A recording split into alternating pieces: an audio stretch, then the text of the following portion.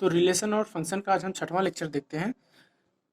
तो चलिए स्टार्ट करते हैं। कुछ नई चीजें देखना है आज। तो यदि function f such that A to B और g such that B to c दो फलन है, तो एफ और जी का संयोजन जी ओ एफ से निरूपित होता है।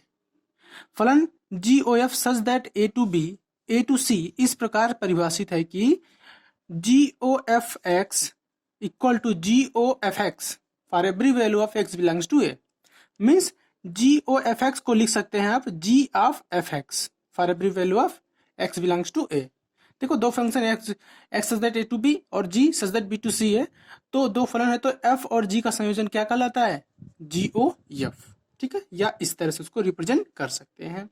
वही देखो कि कोई फंक्शन ये है, देखो ए बी और सी है ना, तो एक्स का एक्स एफ संबंध से एफ एक्स से बी से संबंधित है और ये जी संबंध से संबंधित है सी का। तो वही है, देखो एक्स को यहाँ पे एफ संबंध से संबंधित है, एफ एक्स लिख दिए बी में, और जी सी में जी से संबंधित है तो जी एफ एक्स लिख दिए। समझ गए ना? और यही जी एफ एक्स क्या होगा?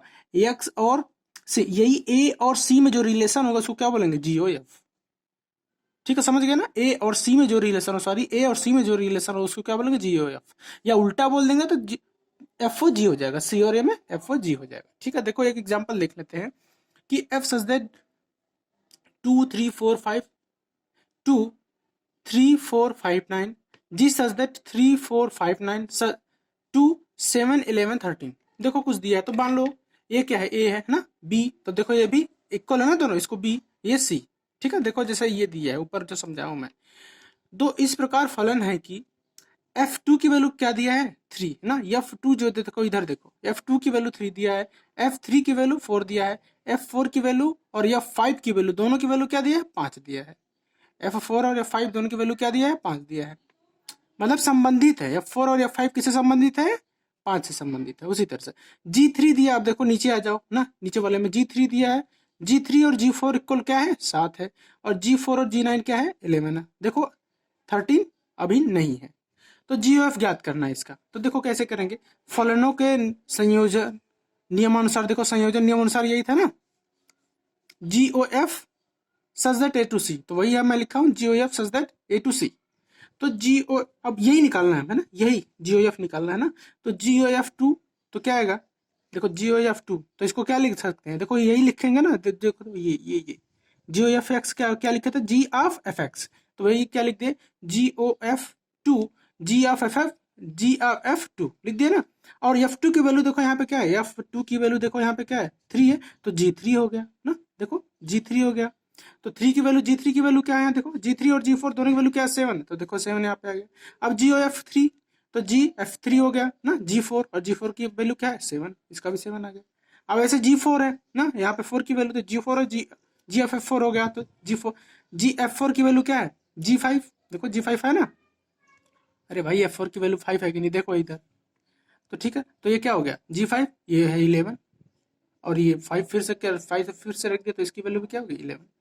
4 की वैल्यू 11, 5 की वैल्यू 11। ठीक है, तो देखो अब क्या हो गया, तो इसका यही जी ऑफ आएगा। जी ओ एफ इसका निकालोगे तो ये आएगा जी ओ एफ ऑफ 2 3 4 5 2 3 4 5 जो दिया था फंक्शन टेंस टू या 2 7 11, तो इसका जी एफ क्या आया? 7 11 आया।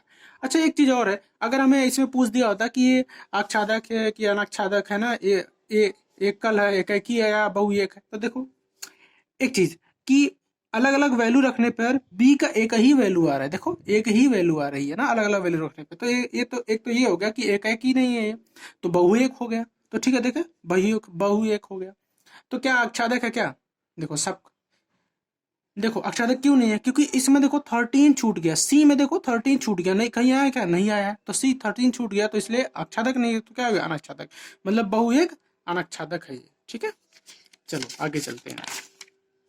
देखो एक एग्जांपल और है कि f such that r to r g such that r to r दो फलन क्रमशः f x equal to cos x g x equal to 3x square से परिभाषित है, तो जी ओ एफ और एफ ओ जी ज्ञात कीजिए। सिद्ध कीजिए कि G O F not equal to F O G. देखो बहुत आसान है। ठीक है, देखो जी ओ एफ एक्स को क्या लिख सकते हैं? जी एफ एफ एक्स। अब एफ एक्स की वैल्यू दिया है आपको, देखो कॉस एक्स, तो जी ऑफ कॉस एक्स हो गया, है ना। अब यक्स की वैल्यू, इस यक्स की वैल्यू क्या है ना, अब देखो जी एक्स, जो ये तो जी एक्स हो गया ना, और जी एक्स इक्वल टू क्या? 3x स्क्वायर, तो 3 तो बाहर हो गया ना, 3 बाहर हो गया, और x क्या आएगा ये, तो इसी का स्क्वायर कर दोगे, 3 cos स्क्वायर x। अब इसी का और एफ ओ जी एक्स निकालोगे, तो f O g x f of g x हो जाएगा, और जी एक्स की वैल्यू क्या दिया है 3x स्क्वायर, तो देखो 3x स्क्वायर रख दिए, है ना। अब भाई यहाँ पे 3x स्क्वायर रख दिए, तो देखो cos अब रखेंगे, अब क्या हो जाएगा, cos में है ये तो x है, लेकिन यहाँ पे fx क्या है cos x, तो cos 3x स्क्वायर हो जाएगा, ये समझ रहे हो ना।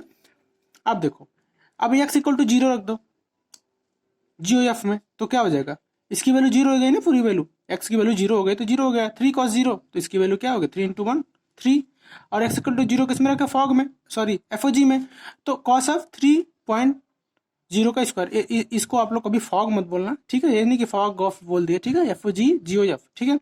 तो cos 3.0 का स्क्वायर कर दिए, तो क्या होगा cos 0, इसकी वैल्यू 1, तो लेकिन देखो एफ ओ जी और जी एफ बराबर आ रहा है क्या, तो नहीं आ रहा, तो इसलिए प्रूफ हो गया, ठीक है।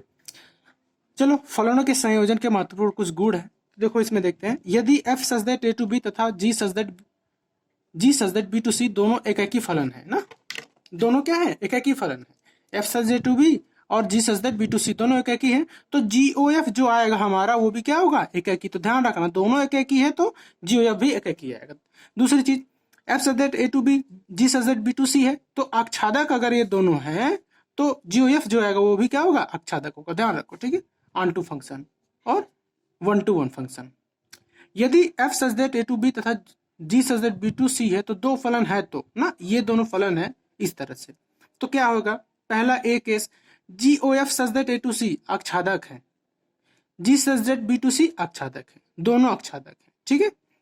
GOF such that a to c एकाकी है, equals f such that a to b एकाकी है, मतलब ये भी एकाकी होगा, ठीक है।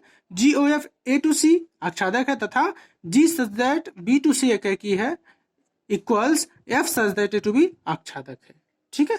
ये तीन है, तो इसको देखते हैं, ये मतलब ये ऐसे फलन तो ये हो सकता है, देखो कैसे होगा क्या होगा उसको देखते हैं आगे, ठीक है। अब डी क्या है, डी है GOF such that a to c एकाकी है तथा f such that a to b आच्छादक है, equals g such that b to c एकाकी है, ठीक है, समझ रहे हो ना। ये अगर एकाकी है ये एकाकी है, तो g such that B to c एकाकी होगा, जैसे अभी पीछे भी हम लोग देखे हैं कि क्या देखे हैं, 3 केस अभी देख लिए थे कि ये वाला केस ना, जी such that A to c आच्छादक तथा g such that B to c एकाकी है, तो f such that A to b भी क्या होगा आच्छादक होगा, तो ये ध्यान रखना है, ठीक है आपको। आगे चलते हैं,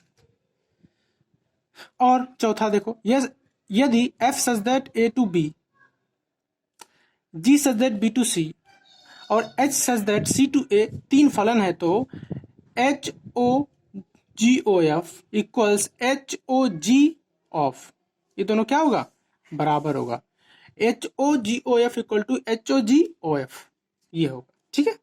तो कुछ वो जो गुण देखे उसको प्रमाण देखते हैं ना, ठीक है।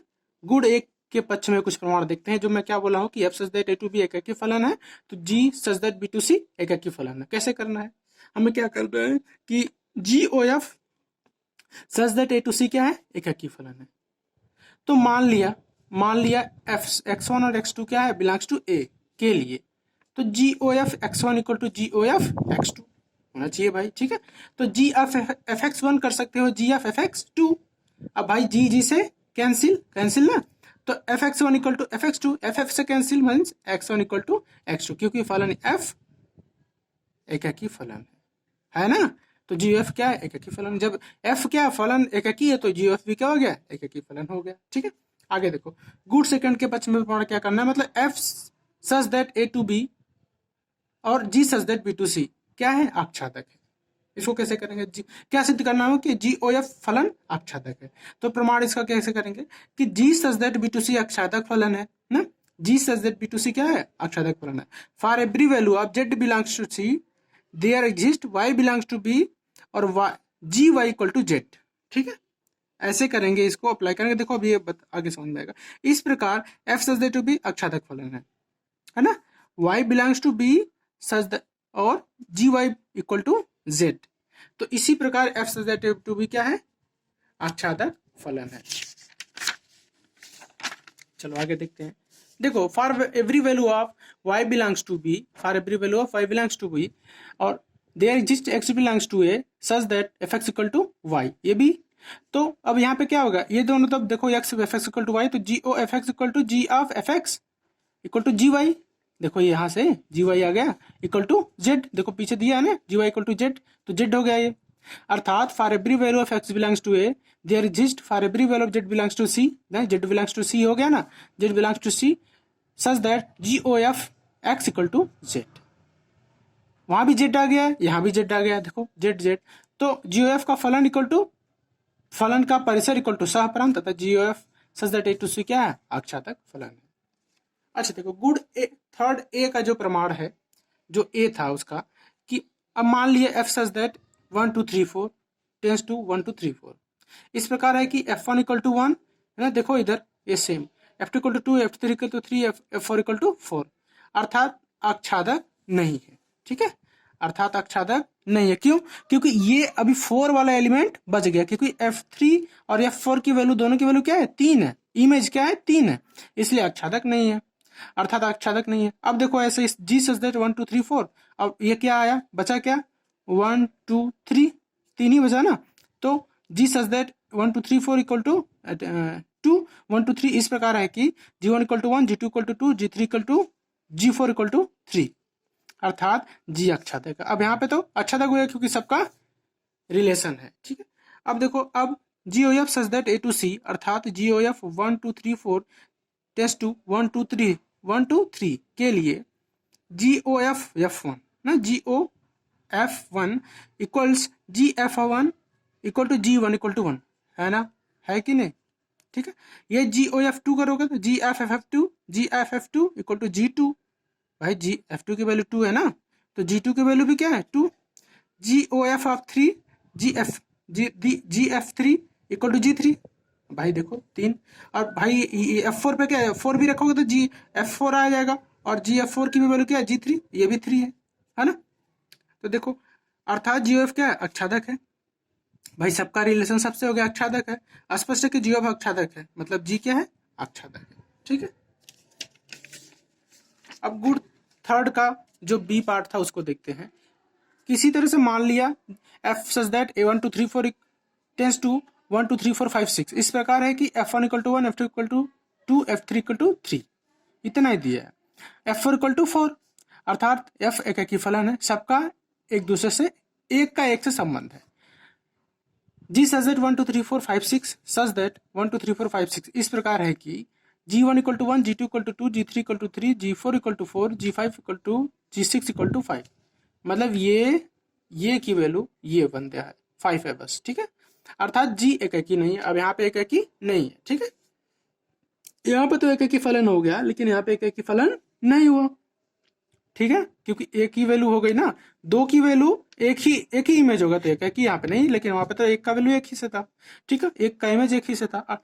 जी ओ F such that 1 2 3 4 tends to 1 2 3 4 5 6 के लिए, अब देखो G O F one equal to G F one equals G one equal to 1, अब देखो जी वन की वैल्यू 1, जी ओ एफ टू है तो G of F F two ना, F two equal to G two, और G to की value क्या है 2 है, देखो G O F of 3 equal to G F three tense to G three equal to 3, देखो ये सब दिया इधर, और जी ओ एफ, अब देखो G O F four equal to G F F four equals G four equal to 4, अर्थात G O F एक ही फलन है, स्पष्ट है कि जी ओ एफ एक ही फलन है, तो एफ एक ही फलन है, ठीक है। यहाँ पे क्या है, तो एक ही हो गया, यहाँ पे तो नहीं होता, यहाँ पे तो हो गया, इसलिए एफ क्या हो गया, जी एफ अगर एक ही फलन है तो एफ भी क्या है, एक ही फलन है। Thank you.